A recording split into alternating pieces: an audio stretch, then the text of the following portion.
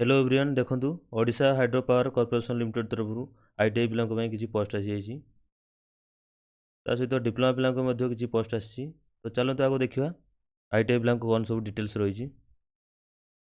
देखंतु आईटीआई पिला technical non executive trainees electrical training operator electrician lineman mechanical trainees operator fitter welder trainees train operator training wireman training and store keeper training vacancy देखो electrical training अच्छी 81 post mechanical training अच्छी 39 post welder training अच्छी 3टी post crane operator अच्छी 8टी post wireman training अच्छी 9टी post store keeper training अच्छी 10टी post salary देखो जो मैंने नुआ जॉइनिंग कर मिल 22,700 टंका और रेगुलराइज हेले देखो 25,500 टू 21,100 तो सैलरी बहुत भल अच्छी आ गए देखो जो मैंने बालीमेला और मुखीगुड़ा रिमोट एरिया रे जॉइन करूँगी मेडिकल 200 टंका और एडिशनल अमाउंट 500 टंका दिज्व ट्रेनिंग देखूँ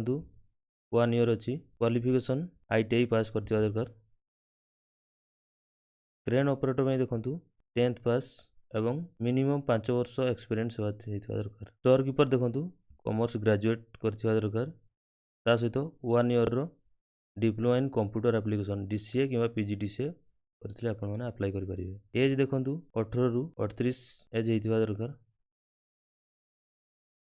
सिलेक्शन प्रोसीजर देखंतु प्रथमे सीबीटी हबो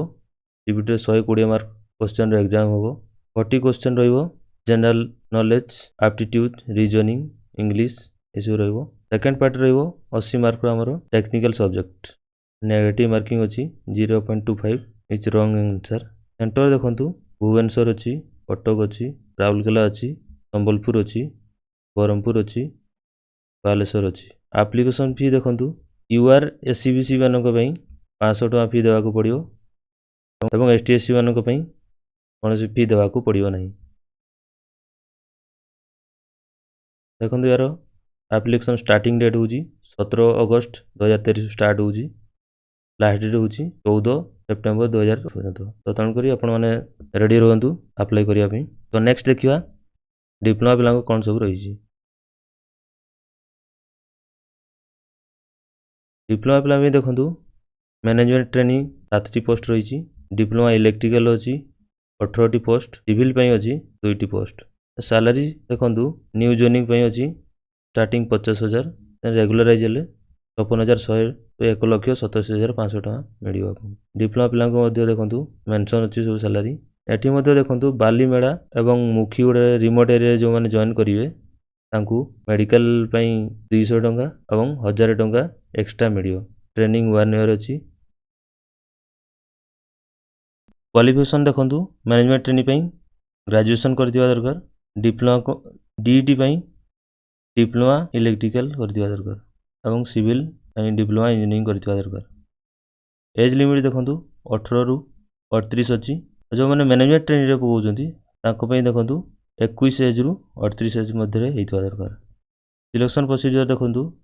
प्रथम सीबीटी हम 120 मार्क फास्ट पार्ट रो 40 मार्क इंग्लिश रीजनिंग जीके ये सब second part row 80 mark technical knowledge a negative marking अच्छी 0.25 for each wrong answer centre देखूँ भुवनेश्वर